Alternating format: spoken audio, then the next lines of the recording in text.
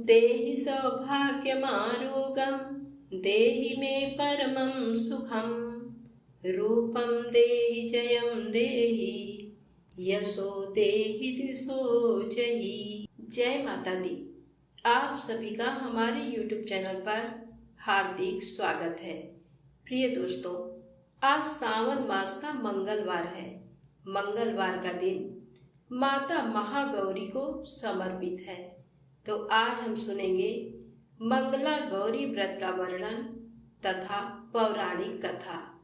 इस कथा को श्रद्धा भाव से सुनने मात्र से वैवाहिक जीवन सुखमय और पति की आयु में वृद्धि होती है। तो इस कथा को पूरा अवश्य सुनिएगा। प्रेम से बोले मंगला गौरी माता की जय हो। भगवान शिव बोले, हे सनत कुमार, अब मैं अत्युत्तम भौम व्रत का वर्णन करूंगा, जिसके अनुष्ठान करने मात्र से वैधव्य नहीं होता है। विवाह होने के पश्चात 5 वर्षों तक ये व्रत करना चाहिए। इसका नाम मंगला गौरी व्रत है। ये पापों का नाश करने वाला है। विवाह के पश्चात प्रथम सावन शुक्ल पक्ष में पहले मंगलवार को ये व्रत आरंभ करना चाहिए। केले के खंभों से सुशोभित एक पुष्प मंडल बनाना चाहिए और उसे अनेक प्रकार के फलों तथा रेशमी वस्त्रों से सजाना चाहिए। उस मंडप में अपने सामर्थ्य के अनुसार देवी की सुवर्णमयी अथवा अन्य धातु की बनी प्रतिमा स्थापित करनी चाहिए। उस प्रतिमा को 16 उपचारों से, 16 दुर्वा दलों से, 16 चावलों से तथा 16 चने की दालों से मंगला गौरी नामक देवी की पूजा करनी चाहिए और 16 बत्तियों से 16 दीपक जलाने चाहिए। दही तथा भात का नैवेद्य भक्ति पूर्वक अर्पित करना चाहिए। देवी के पास ही पत्थर का सील तथा लोढ़ा स्थापित करना चाहिए। 5 वर्ष तक इस प्रकार से करने के पश्चात उद्यापन करना चाहिए। माता को वायन प्रदान करना चाहिए, जिसकी विधि आप सुनिए। अपने सामर्थ्य के अनुसार एक पल प्रमाण सुवर्ण की अथवा उसके आधे प्रमाण की अथवा उसके भी आधे प्रमाण की मंगला गौरी की प्रतिमा निर्मित करानी चाहिए। अपनी शक्ति के अनुसार स्वर्ण आदि के बने तंडुल पूरित पात्र पर वस्त्र तथा रमणीय कंच की ओढ़नी रखकर उन दोनों के ऊपर देवी की प्रतिमा स्थापित करनी चाहिए। पास में चांदी से निर्मित सील तथा लोढ़ा रखकर माता को वायन प्रदान करना चाहिए। इसके बाद 16 सुवासिनियों को प्रयत्न पूर्वक भोजन कराना चाहिए। हे विप्र, इस विधि से व्रत करने पर 7 जन्मों तक सौभाग्य बना रहता है और पुत्र आदि के साथ संपदा विद्यमान रहती है। सनत कुमार जी बोले, हे प्रभु, सर्वप्रथम इस व्रत को किसने किया था और किसको इसका फल प्राप्त हुआ? हे शंभो, जिस तरह से मुझे इसके प्रति निष्ठा हो जाए, कृपा करके वैसे ही बताइए। ईश्वर बोले, हे सनत कुमार, पूर्व काल में कुरु देश में श्रुत कीर्ति नामक एक विद्वान कीर्तिशाली शत्रुओं का नाश करने वाला 64 कलाओं का ज्ञाता तथा धनुर्विद्या में कुशल राजा हुआ था। पुत्र के अतिरिक्त अन्य सभी शुभ चीजें उस राजा के पास थीं। अतः वह राजा संतान के विषय में अत्यंत चिंतित हुआ और जब ध्यान पूर्वक देवी की आराधना करने लगा, तब उसकी कठोर तपस्या से देवी प्रसन्न हो गई और उससे ये वचन बोली, हे सुब्रत, वर मांगो। श्रुतकीर्ति बोला, हे देवी, यदि आप मुझ पर प्रसन्न हैं तो मुझे सुंदर पुत्र दीजिए। हे देवी, आपकी कृपा से अन्य किसी भी वस्तु का अभाव नहीं है। उसका ये वचन सुनकर पवित्र मुस्कान वाली देवी ने कहा, हे राजन, तुमने अत्यंत दुर्लभ वर मांगा है, फिर भी कृपावश मैं तुम्हें अवश्य दूंगी। किंतु हे राजेंद्र, सुनिए, यदि परम गुणी पुत्र चाहते हो तो वह केवल 16 वर्ष तक जीवित रहेगा, और यदि रूप तथा विद्या से विहीन पुत्र चाहते हो तो दीर्घजीवी होगा।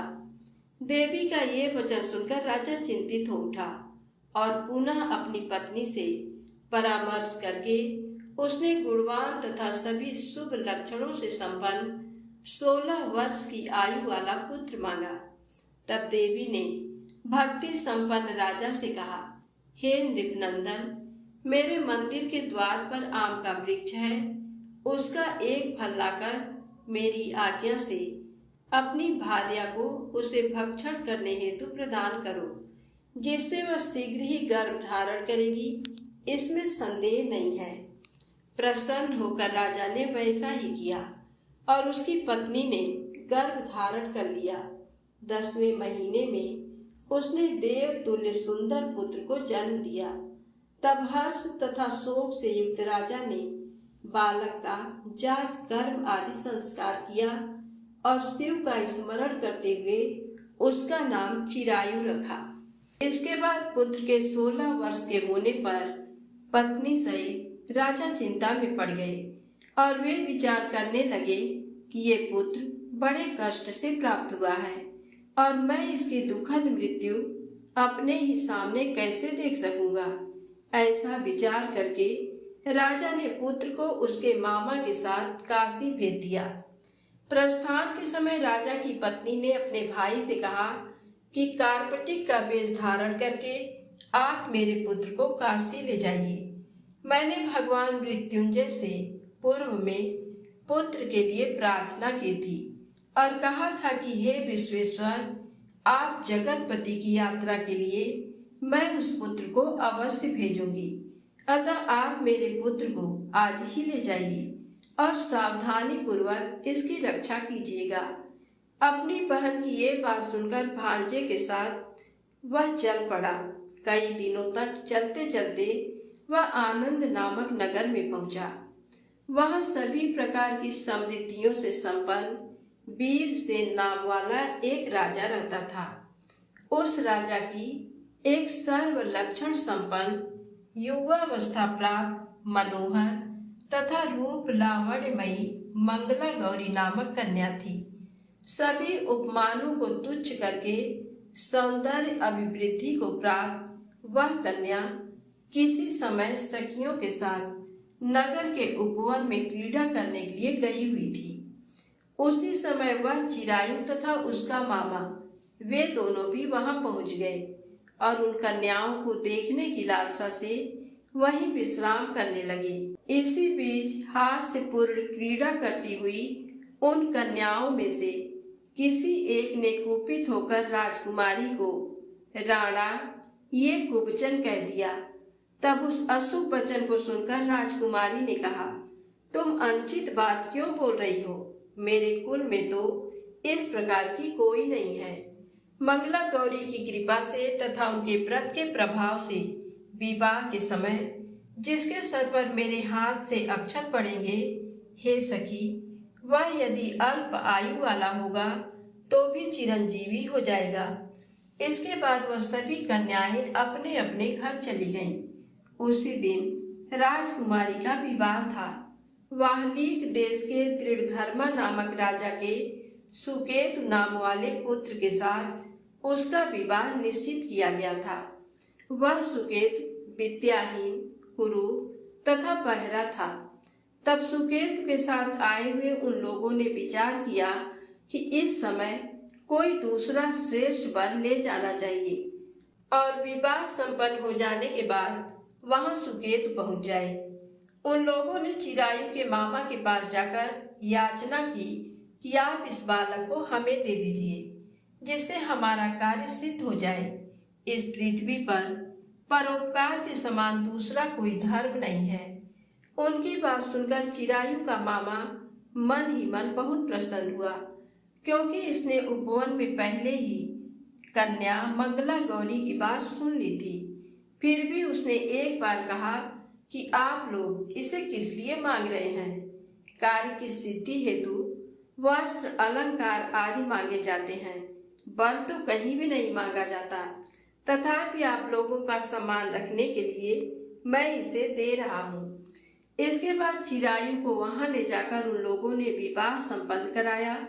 सप्तपदी आदि के हो जाने पर रात्रि में शिव पार्वती की प्रतिमा के समक्ष उस चिरायु ने हर्ष युक्त होकर मंगला गौरी के साथ शयन किया। उसी दिन चिरायु के 16 वर्ष पूर्ण हो चुके थे और अर्धरात्रि में साक्षात काल सर्प रूप में वहां आ गया। इसी बीच संयोग बस राजकुमारी जाग गई। उसने उस महासर्प को वहां देखा और वह भय से व्याकुल होकर कांपने लगी। तभी उस कन्या ने धैर्य धारण कर 16 उपचारों से सर्प की पूजा की और पीने के लिए उसे दूध दिया। उसने दीनता भरी वाणी में उस सर्प की प्रार्थना तथा स्तुति की। मंगला गौरी प्रार्थना करने लगी कि मैं उत्तम व्रत को करूंगी जिससे मेरे पति जीवित रहें। ये जिस तरह से चिरकाल तक जीवित रहें आप वैसा कीजिए। इतने में सर्प वहां स्थित एक कमंडल में प्रवेश कर गया और उस मंगला गौरी ने अपनी कंचुकी से उस कमंडल का मुंह बांध दिया।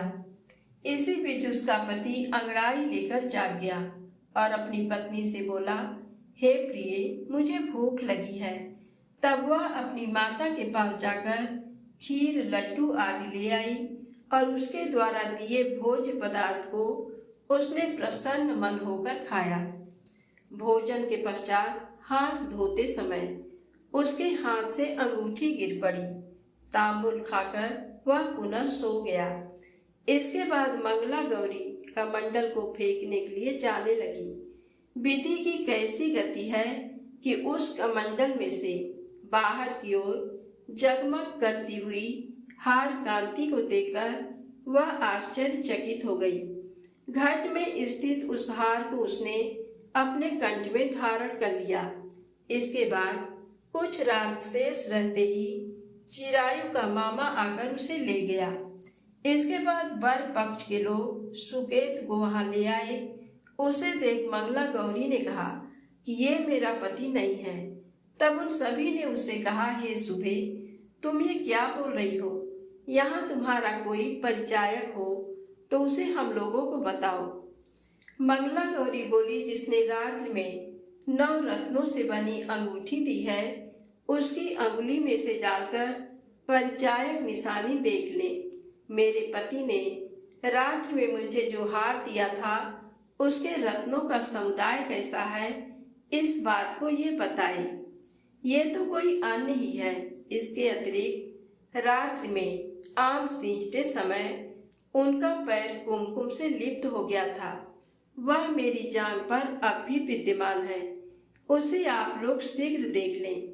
साथ ही रात में परस्पर भाषण तथा भोजन आदि जो कुछ किया गया था उसे भी ये बता दे, तब ये निश्चय ही मेरा पति है।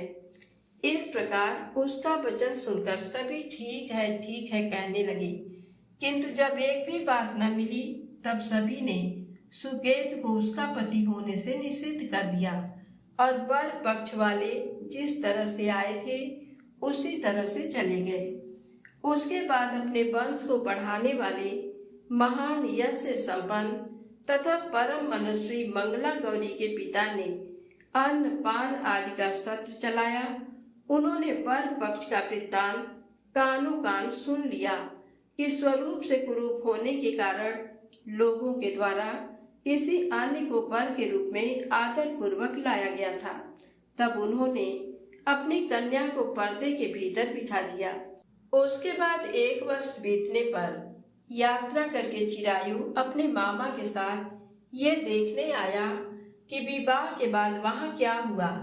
तब उसे गवाक्ष के भीतर से देखकर वह मंगला गौरी अत्यंत प्रसन्न हुई और माता पिता से बोली कि मेरे पति आ गए हैं। राजा ने अपने सुहित जनों को बुलाकर पूर्व में कहे गए सभी परिचायकों को निशानी को देखकर मंद मुस्कान वाली अपनी कन्या चिरायु को सौंप दी। राजा ने शिष्ट जनों को साथ लेकर विवाह का उत्सव कराया। इसके बाद राजा वीरसेन ने वस्त्र आभूषण आदि सेना, घोड़े, रथ और अन्य भी बहुत सी सामग्रियां देकर उन्हें विदा किया। उसके बाद कुल को आनंदित करने वाला वह चिरायु पत्नी तथा मामा को साथ लेकर सेना के साथ अपने नगर पहुंचा। लोगों के मुख से उसे आया हुआ सुनकर उसके माता पिता को विश्वास नहीं हुआ। उन्होंने सोचा कि प्रारब्ध अन्यथा कैसे हो सकता है। इतने में वह अपने माता पिता के पास आ गया और स्नेह से परिपूर्ण वह चिरायु भक्ति पूर्वक उनके चरणों में गिर पड़ा। तब अपने पुत्र का मस्तक सूंघकर उन दोनों ने परम आनंद प्राप्त किया। पुत्र वधू मंगला गौरी ने भी सास ससुर को प्रणाम किया। तब सास उसे अपनी गोद में बिठाकर सारा वृत्तांत शीघ्रता पूर्वक पूछने लगी। हे महामुने, तब पुत्र वधू ने भी मंगला गौरी के उत्तम व्रत महात्म तथा जो कुछ घटित हुआ था वह सब वृत्तांत बताया। हे सनत कुमार, मैंने आपसे इस मंगला गौरी व्रत का वर्णन कर दिया। जो कोई भी इसका श्रवण करता है वह जो इसे कहता है उसके सभी मनोरथ पूर्ण हो जाते हैं, इसमें संदेह नहीं है। इस प्रकार शिव जी ने सनत कुमार को ये मंगला गौरी व्रत बताया और उन्होंने सभी कार्यों को पूर्ण करने वाले इस व्रत को सुनकर महान आनंद प्राप्त किया। तो प्रेम से बोले मंगला गौरी माता की जय हो। आइए सुने माता महागौरी से जुड़ी दूसरी पौराणिक कथा। बहुत समय पहले वास्कल नामक गांव में बिंदुक नाम का एक ब्राह्मण रहता था। वह अधर्मी, दुरात्मा एवं महापापी था। उसकी स्त्री बहुत सुंदर थी। उसका नाम चंचुला था। वह सदा उत्तम धर्म का पालन करती थी, परंतु बिंदुक वेश्यागामी था। इस तरह कुकर्म करते हुए बहुत समय व्यतीत हो गया। उसकी स्त्री काम से पीड़ित होने पर भी स्वधर्म नाश के भय से क्लेश सहकर भी काफी समय तक धर्म भ्रष्ट नहीं हुई, परंतु आगे चलकर वह भी अपने दुराचारी पति के आचरण से प्रभावित होकर दुराचारिणी और अपने धर्म से विमुख हो गई। इस तरह दुराचार में डूबे हुए उन पति पत्नी का बहुत सा समय व्यर्थ बीत गया। वेश्यागामी दूषित बुद्धि वाला वह दुष्ट ब्राह्मण बिंदुक समयानुसार मृत्यु को प्राप्त हो नरक में चला गया। बहुत दिनों तक नरक के दुखों को भोग कर वह मूढ़ बुद्धि पापी विंध्य पर्वत पर भयंकर पिशाच हुआ। इधर उस दुराचारी बिंदुक के मर जाने पर वह चंचुला नामक स्त्री बहुत समय तक पुत्रों के साथ अपने घर में रहती रही। पति की मृत्यु के बाद वह भी अपने धर्म से गिरकर पर पुरुषों का संग करने लगी थी। सतियां विपत्ति में भी अपने धर्म का पालन करना नहीं छोड़ती। यही तो तप है। तप कठिन तो होता है, लेकिन इसका फल मीठा होता है। एक दिन दैव योग से किसी पुण्य पर्व के आने पर वह अपने भाई बंधुओं के साथ गोकर्ण क्षेत्र में गई। उसने तीर्थ के जल में स्नान किया एवं बंधुजनों के साथ यहाँ वहाँ घूमने लगी। घूमते घूमते वह एक देव मंदिर में गई। वहाँ उसने एक ब्राह्मण के मुख से भगवान शिव की परम पवित्र एवं मंगलकारी कथा सुनी। कथावाचक ब्राह्मण कह रहे थे कि जो स्त्रियां व्यभिचार करती हैं वे मरने के बाद जब यमलोक जाती हैं तब यमराज के दूत उन्हें तरह तरह से यंत्रणा देते हैं। वे उसके कामांगों को तप्त लौह दंडों से दागते हैं। तप्त लौह के पुरुष से उसका संसर्ग कराते हैं। ये सारे दंड इतनी वेदना देने वाले होते हैं कि जीव पुकार पुकार कर कहता है कि अब वह ऐसा नहीं करेगा, लेकिन यमदूत उसे छोड़ते नहीं। कर्मों का फल तो सभी को भोगना पड़ता है। देव, ऋषि, मनुष्य सभी इससे बंधे हुए हैं। ब्राह्मण के मुख से ये वैराग्य बढ़ाने वाली कथा सुनकर चंचुला भय से व्याकुल हो गई।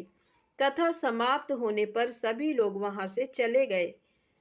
तब कथा बाँचने वाले ब्राह्मण देवता से चंचुला ने कहा, हे ब्राह्मण, धर्म को न जानने के कारण मेरे द्वारा बहुत बड़ा दुराचार हुआ है। स्वामी, मेरे ऊपर कृपा कर मेरा उद्धार कीजिए। आपके प्रवचन को सुनकर मुझे इस संसार से वैराग्य हो गया है। मुझ मूढ़ चित्त वाली पापिनी को धिक्कार है। मैं निंदा के योग्य हूँ। मैं बुरे विषयों में फंसकर अपने धर्म से विमुख हो गई थी। कौन मुझ जैसी कुमार्ग में मन लगाने वाली पापिनी का साथ देगा? जब यमदूत मेरे गले में फंदा डालकर मुझे बांधकर ले जाएंगे और नरक में मेरे शरीर के टुकड़े करेंगे, तब मैं कैसे उन महायातनाओं को सहन कर पाऊंगी? मैं सब प्रकार से नष्ट हो गई हूँ, क्योंकि अभी तक मैं हर तरह से पाप में डूबी रही हूँ। हे ब्राह्मण, आप मेरे गुरु हैं। आप ही मेरे माता पिता हैं। मैं आपके शरण में आई हूँ। मुझ अबला का अब आप ही उद्धार कीजिए। इस प्रकार विलाप करती हुई चंचुला ब्राह्मण देवता के चरणों में गिर पड़ी। तब ब्राह्मण ने उसे कृपा पूर्वक उठाया और इस प्रकार कहा, नारी, तुम सौभाग्यशाली हो जो भगवान शंकर की कृपा से तुमने वैराग्यपूर्ण ये कथा सुनी। कथा सुनकर समय से अपनी गलती का एहसास कर लिया है। तुम डरो मत और भगवान शिव की शरण में जाओ।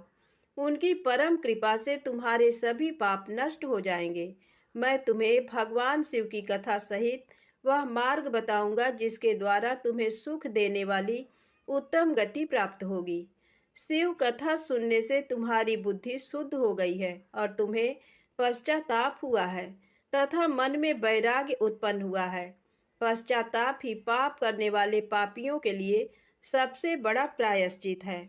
जो मनुष्य अपने कुकर्म के लिए पश्चाताप नहीं करता, वह उत्तम गति प्राप्त नहीं करता, परंतु जिसे अपने कुकृत्य पर हार्दिक पश्चाताप होता है, वह अवश्य उत्तम गति का भागीदार होता है। इसमें कोई शक नहीं है। शुद्ध चित्त में ही भगवान शिव व पार्वती का वास होता है। वह शुद्धात्मा पुरुष सदा शिव के पद को प्राप्त होता है। इस कथा का श्रवण सभी मनुष्यों के लिए कल्याणकारी है, अतः इसकी आराधना व सेवा करनी चाहिए। हे ब्राह्मण पत्नी, तुम अन्य विषयों से अपने मन को हटाकर भगवान शंकर की इस परम पावन कथा को सुनो। इससे तुम्हारे चित्त की शुद्धि होगी और तुम्हें मोक्ष की प्राप्ति होगी। जो मनुष्य निर्मल हृदय से भगवान शिव के चरणों का चिंतन करता है, उसकी एक ही जन्म में मुक्ति हो जाती है। ये कहकर वे ब्राह्मण चुप हो गए। उनका हृदय करुणा से भर गया। वे ध्यान में मग्न हो गए। ब्राह्मण का ये उपदेश सुनकर चंचुला के नेत्रों में आनंद के आंसू छलक आए। वह हर्ष भरे हृदय से ब्राह्मण देवता के चरणों में गिर गई और हाथ जोड़कर बोली, मैं कृतार्थ हो गई। हे ब्राह्मण, शिव भक्तों में श्रेष्ठ स्वामीन, आप धन्य हैं। आप परमार्थदर्शी हैं और सदा परोपकार में लगे रहते हैं। साधो, मैं नरक के समुद्र में गिर रही हूँ। कृपा कर मेरा उद्धार कीजिए। जिस पौराणिक व अमृत के समान कथा की बात आपने की है, उसे सुनकर ही मेरे मन में वैराग्य उत्पन्न हुआ है। उस अमृतमयी कथा को सुनने के लिए मेरे मन में बड़ी श्रद्धा हो रही है। कृपया आप मुझे उसे सुनाइए। कथा सुनने की इच्छा मन में लिए हुए चंचुला उन ब्राह्मण देवता की सेवा में वहीं रहने लगी। उस गोकर्ण नामक महाक्षेत्र में उन ब्राह्मण देवता के मुख से चंचुला भगवान शिव की भक्ति, ज्ञान और वैराग्य बढ़ाने वाली और मुक्ति देने वाली परम उत्तम कथा सुनकर कृतार्थ हुई। उसका चित्त शुद्ध हो गया। वह अपने हृदय में शिव के सगुण रूप का चिंतन करने लगी। वह सदैव शिव के सच्चिदानंदमय स्वरूप का स्मरण करती थी। तत्पश्चात अपना समय पूर्ण होने पर चंचुला ने बिना किसी कष्ट के अपना शरीर त्याग दिया। उसे लेने के लिए एक दिव्य विमान वहां पहुंचा। ये विमान शोभा साधनों से सजा था एवं शिवगणों से सुशोभित था। चंचुला विमान से शिवपुरी पहुंची। उसके सारे पाप धुल गए। वह दिव्यांगना हो गई। वह गौरांगी देवी मस्तक पर अर्धचंद्र का मुकुट व अन्य दिव्य आभूषण पहने शिवपुरी में पहुंची। वहां उसने सनातन देवता त्रिनेत्रधारी महादेव शिव को देखा। सभी देवता उनकी सेवा में भक्तिभाव से उपस्थित थे। उनकी अंग कांति करोड़ों सूर्यों के समान प्रकाशित हो रही थी। 5 मुख और हर मुख में 3 नेत्र थे। मस्तक पर अर्धचंद्राकार मुकुट शोभायमान हो रहा था। कंठ में नील चिन्ह था। उनके साथ में देवी गौरी विराजमान थी, जो विद्युत पुंज के समान प्रकाशित हो रही थी। महादेव जी की कांति कपूर के समान गौर थी। उनके शरीर पर श्वेत वस्त्र थे तथा शरीर श्वेत भस्म से युक्त था। इस प्रकार भगवान शिव के परम उज्जवल रूप के दर्शन कर चंचुला बहुत प्रसन्न हुई। उसने भगवान को बारंबार प्रणाम किया और हाथ जोड़कर प्रेम, आनंद और संतोष से युक्त हो विनीत भाव से खड़ी हो गई। उसके नेत्रों से आनंदाश्रुओं की धारा बहने लगी। भगवान शंकर व भगवती गौरी उमा ने करुणा के साथ सौम्य दृष्टि से देखकर चंचुला को अपने पास बुलाया। गौरी उमा ने उसे प्रेम पूर्वक अपनी सखी बना लिया। चंचुला सुख पूर्वक भगवान शिव के धाम में उमा देवी की सखी के रूप में निवास करने लगी। एक दिन चंचुला आनंद में मग्न उमा देवी के पास गई और दोनों हाथ जोड़कर उनकी स्तुति करने लगी। हे गिरिराज नंदिनी, स्कंद माता उमा, आप सभी मनुष्यों एवं देवताओं द्वारा पूज्य तथा समस्त सुखों को देने वाली हैं। आप शंभु प्रिया हैं। आप ही सगुणा और निर्गुणा हैं। हे सच्चिदानंद स्वरूपिणी, आप ही प्रकृति की पोषक हैं। हे माता, आप ही संसार की सृष्टि, पालन और संहार करने वाली हैं। इस प्रकार सद्गति प्राप्त चंचुला देवी की स्तुति कर शांत हो गई। उसकी आंखों में प्रेम के आंसू उमड़ आए।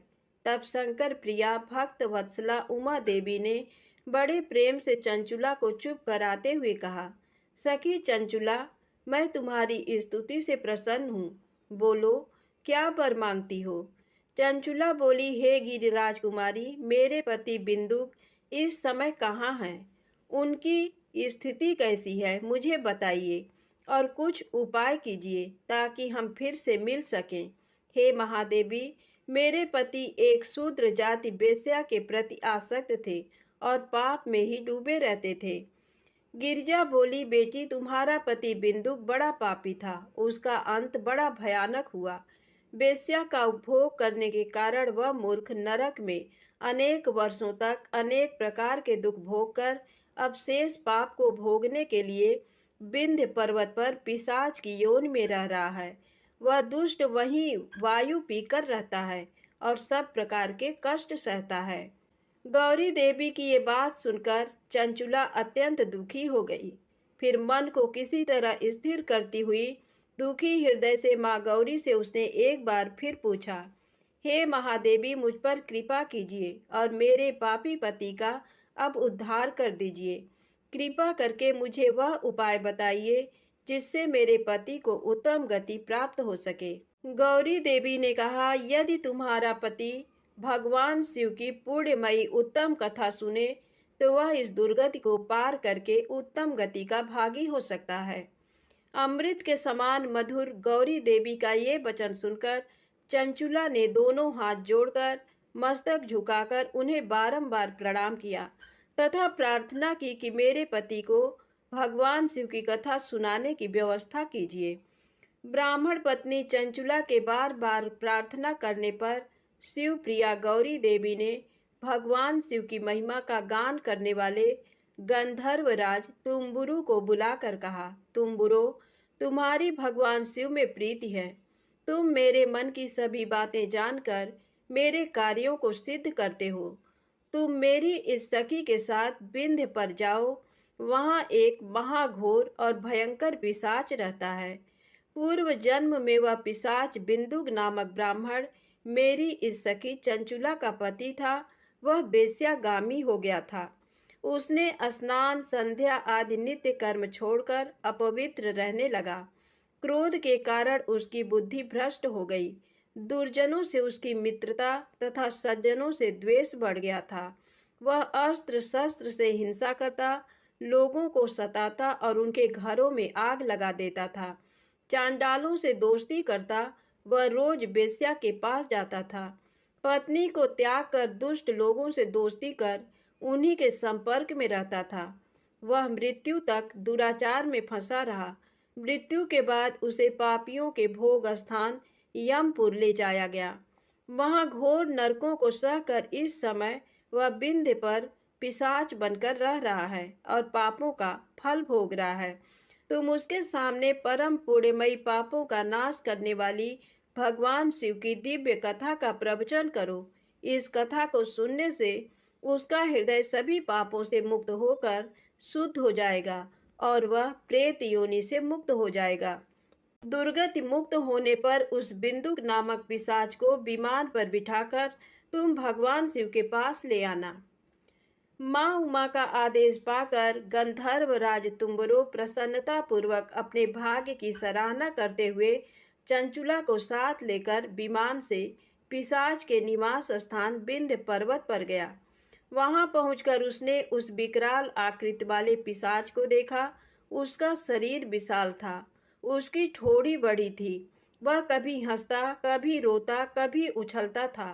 महाबली तुम्बरों ने बिंदुक नामक पिशाच को पासों से बांध लिया। उसके पश्चात तुम्बरों ने कथा बाँचने के लिए स्थान तलाश कर मंडप की रचना की।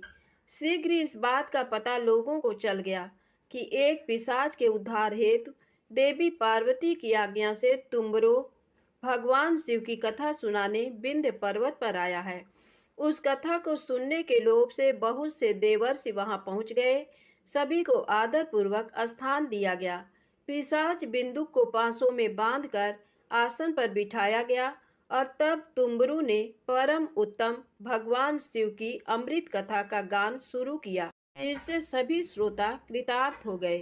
परम पुण्यमय कथा को सुनकर पिशाच सभी पापों से मुक्त हो गया और उसने पिशाच शरीर का त्याग कर दिया। शीघ्र ही उसका रूप दिव्य हो गया। उसका शरीर गौर वर्ण का हो गया। शरीर पर श्वेत वस्त्र एवं पुरुषों के आभूषण आ गए। इस प्रकार दिव्य देहधारी होकर बिंदुक अपनी पत्नी चंचुला के साथ स्वयं भी भगवान शिव का गुणगान करने लगा। उसे इस दिव्य रूप में देखकर सभी को बहुत आश्चर्य हुआ। उसका मन परम आनंद से परिपूर्ण हो गया।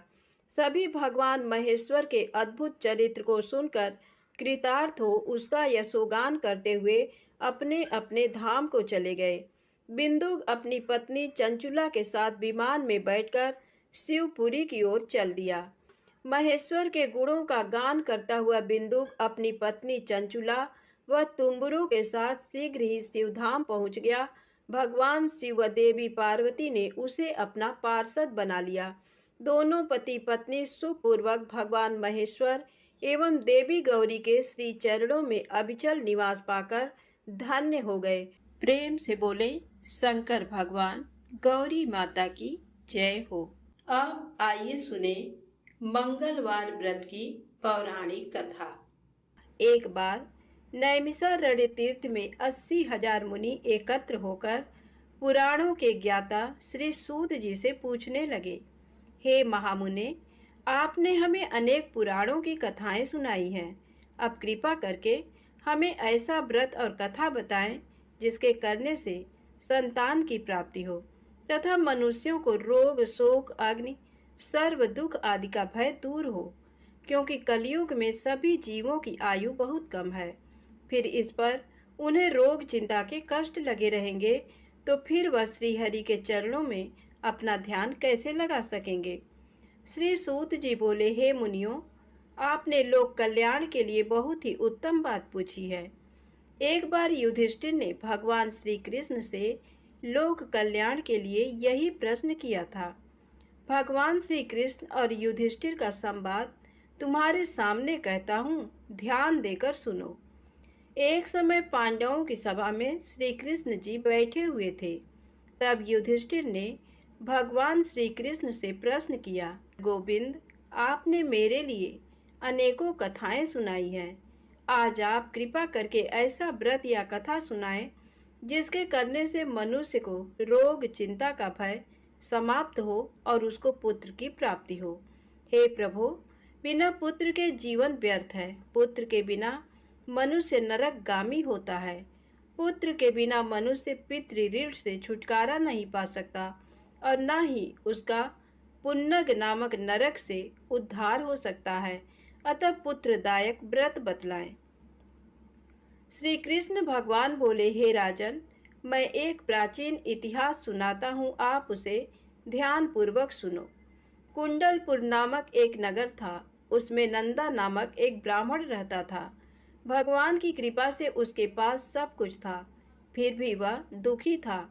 इसका कारण ये था कि ब्राह्मण की स्त्री सुनंदा के कोई संतान न थी। सुनंदा पतिव्रता थी, भक्तिपूर्वक श्री हनुमान जी की आराधना करती थी। मंगलवार के दिन व्रत करके अंत में भोजन बनाकर हनुमान जी का भोग लगाने के बाद स्वयं भोजन करती थी। एक बार मंगलवार के दिन ब्राह्मणी गृह कार्य की अधिकता के कारण हनुमान जी को भोग न लगा सकी, तो इस पर उसे बहुत दुख हुआ। उसने कुछ भी नहीं खाया और अपने मन में प्रण किया कि अब तो अगले मंगलवार को ही हनुमान जी का भोग लगाकर अन्न जल ग्रहण करेगी। ब्राह्मणी सुनंदा प्रतिदिन भोजन बनाती, श्रद्धा पूर्वक पति को खिलाती, परंतु स्वयं भोजन नहीं करती और मन ही मन श्री हनुमान जी की आराधना करती थी। इसी प्रकार 6 दिन गुजर गए और ब्राह्मणी सुनंदा अपने निश्चय के अनुसार भूखी प्यासी निराहार रही और अगले मंगलवार को ब्राह्मणी सुनंदा प्रातःकाल ही बेहोश होकर गिर पड़ी। ब्राह्मणी सुनंदा की इस असीम भक्ति के प्रभाव से श्री हनुमान जी बहुत प्रसन्न हुए और प्रकट होकर बोले, सुनंदा, मैं तेरी भक्ति से बहुत प्रसन्न हूँ, तू उठ और वर मांग। सुनंदा अपने आराध्य देव श्री हनुमान जी को देखकर आनंद की अधिकता से विह्वल हो श्री हनुमान जी के चरणों में गिरकर बोली, हे प्रभु, मेरी कोई संतान नहीं है, कृपा करके मुझे संतान प्राप्ति का आशीर्वाद दें, आपकी अति कृपा होगी। श्री महावीर जी बोले, तेरी इच्छा पूर्ण होगी, तेरे एक कन्या पैदा होगी, उसके अष्टांग प्रतिदिन सोना दिया करेंगे। इस प्रकार कहकर श्री महावीर जी अंतर्ध्यान हो गए। ब्राह्मणी सुनंदा बहुत हर्षित हुई और सभी समाचार अपने पति से कहा। ब्राह्मण देवकन्या का वरदान सुनकर कुछ दुखी हुए, परंतु सोना मिलने की बात सुनी तो बहुत प्रसन्न हुए। विचार किया कि ऐसी कन्या के साथ मेरी निर्धनता भी समाप्त हो जाएगी। श्री हनुमान जी की कृपा से वह ब्राह्मणी गर्भवती हुई और 10वें महीने में उसे बहुत ही सुंदर पुत्री प्राप्त हुई। ये बच्ची अपने पिता के घर में ठीक उसी तरह से बढ़ने लगी जिस प्रकार शुक्ल पक्ष का चंद्रमा बढ़ रहा है। 10वें दिन ब्राह्मण ने उस बालिका का नामकरण संस्कार कराया। उसके कुल पुरोहित ने उस बालिका का नाम रत्नावली रखा, क्योंकि ये कन्या सोना प्रदान किया करती थी। इस कन्या ने पूर्व जन्म में बड़े ही विधान से मंगल देव का व्रत किया था। रत्नावली का अष्टांग बहुत सा सोना देता था। उस सोने से नंदा ब्राह्मण बहुत ही धनवान हो गया। अब ब्राह्मणी भी बहुत अभिमान करने लगी थी। समय बीतता रहा। अब रत्नावली 10 वर्ष की हो चुकी थी। एक दिन जब नंदा ब्राह्मण प्रसन्न चित्त था, तब सुनंदा ने अपने पति से कहा, मेरी पुत्री रत्नावली विवाह के योग्य हो गई है, अतः आप कोई सुंदर तथा योग्य वर देखकर इसका विवाह कर दें। ये सुन ब्राह्मण बोला, अभी तो रत्नावली बहुत छोटी है। तब ब्राह्मणी बोली, शास्त्रों की आज्ञा है कि कन्या 8वें वर्ष में गौरी, 9 वर्ष में रोहिणी, 10वें वर्ष में कन्या, इसके पश्चात रसवला हो जाती हैं। गौरी के दान से पाताल लोक की प्राप्ति होती है, रोहिणी के दान से वैकुंठ लोक की प्राप्ति होती है, कन्या के दान से इंद्रलोक में सुखों की प्राप्ति होती है। अगर हे पतिदेव रजस्वला का दान किया जाता है तो घोर नरक की प्राप्ति होती है। इस पर ब्राह्मण बोला, अभी तो रत्नावली मात्र 10 ही वर्ष की है और मैंने तो 16-16 साल की कन्याओं के विवाह कराए हैं, अभी जल्दी क्या है। ब्राह्मणी सुनंदा बोली, आपको तो लोभ अधिक हो गया। शास्त्रों में कहा गया है कि माता पिता और बड़ा भाई रजस्वला कन्या को देखते हैं तो वह अवश्य ही नरकगामी होते हैं। तब ब्राह्मण बोला, अच्छी बात है, कल मैं अवश्य ही योग्य वर की तलाश में अपना दूत भेजूंगा।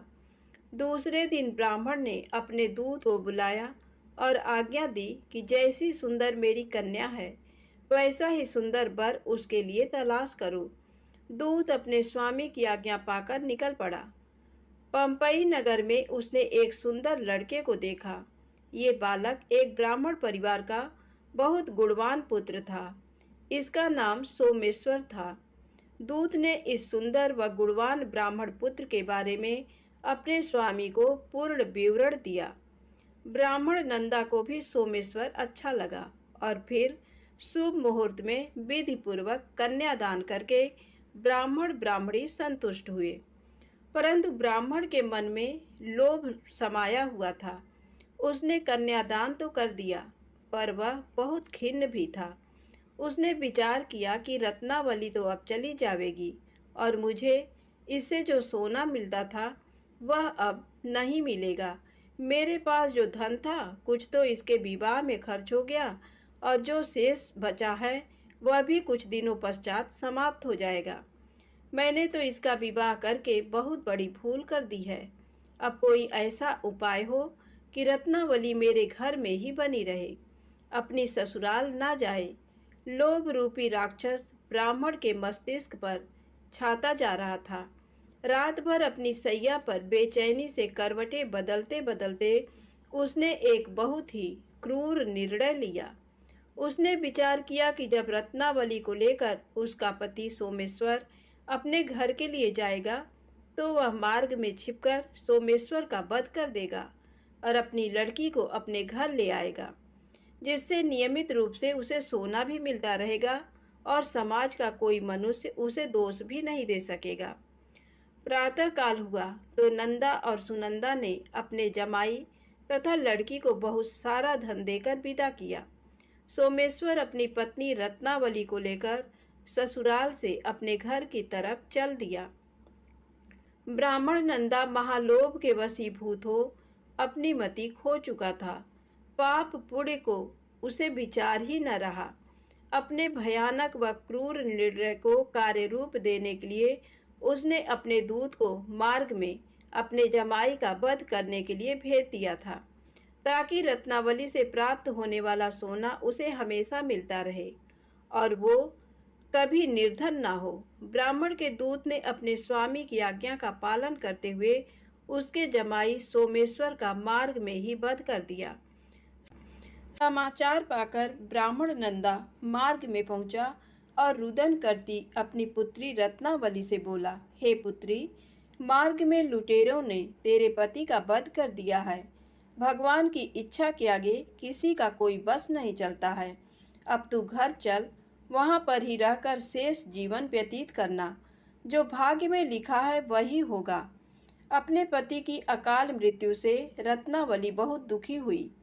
करुण क्रंदन व रुदन करते हुए अपने पिता से बोली, हे पिताजी, इस संसार में जिस स्त्री का पति नहीं है उसका जीना व्यर्थ है। मैं अपने पति के साथ ही अपने शरीर को जला दूंगी और सती होकर अपने इस जन्म को, माता पिता के नाम को तथा सास ससुर के यश को सार्थक करूंगी। ब्राह्मण नंदा अपनी पुत्री रत्नावली के वचनों को सुनकर बहुत दुखी हुआ। विचार करने लगा, मैंने व्यर्थ ही जमाई वध का पाप अपने सिर लिया। रत्नावली तो उसके पीछे अपने प्राण तक देने को तैयार है। मेरा तो दोनों तरफ से मरण हो गया। धन तो अब मिलेगा नहीं। जमाई वध के पाप के फलस्वरूप यम यातना भी भुगतनी पड़ेगी। ये सोचकर वह बहुत खिन्न हुआ। सोमेश्वर की चिता बनाई गई। रत्नावली सती होने की इच्छा से अपने पति का सिर अपनी गोद में रखकर चिता में बैठ गई। जैसे ही सोमेश्वर की चिता को अग्नि लगाई गई, वैसे ही प्रसन्न हो मंगल देव वहाँ प्रकट हुए और बोले, हे रत्नावली, मैं तेरी पति भक्ति से बहुत प्रसन्न हूँ, तू वर मांग। रत्नावली ने अपने पति का जीवन दान मांगा। तब मंगल देव बोले, रत्नावली, तेरा पति अजर अमर है, यहाँ विद्वान भी होगा और इसके अतिरिक्त तेरी जो इच्छा हो वर मांग। तब रत्नावली बोली, हे ग्रहों के स्वामी, यदि आप मुझ पर प्रसन्न हैं तो मुझे ये वरदान दीजिए कि जो भी मनुष्य मंगलवार के दिन प्रातःकाल लाल पुष्प लाल चंदन से पूजा करके आपका स्मरण करे, उसको रोग व्याधि ना हो। स्वजनों का कभी वियोग ना हो, सर्प अग्नि तथा शत्रुओं का भय ना रहे। जो स्त्री मंगलवार का व्रत करे वह कभी विधवा ना हो। मंगल देव तथास्तु कहकर अंतर ध्यान हो गए। सोमेश्वर मंगल देव की कृपा से जीवित हो उठा।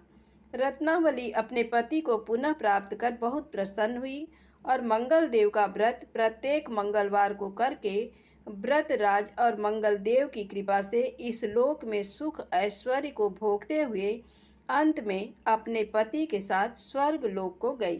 प्रेम से बोले हनुमान जी महाराज की जय हो। दोस्तों, वीडियो पसंद आए तो कृपया मेरे चैनल को लाइक सब्सक्राइब अवश्य करें। जय माता दी, जय भोलेनाथ।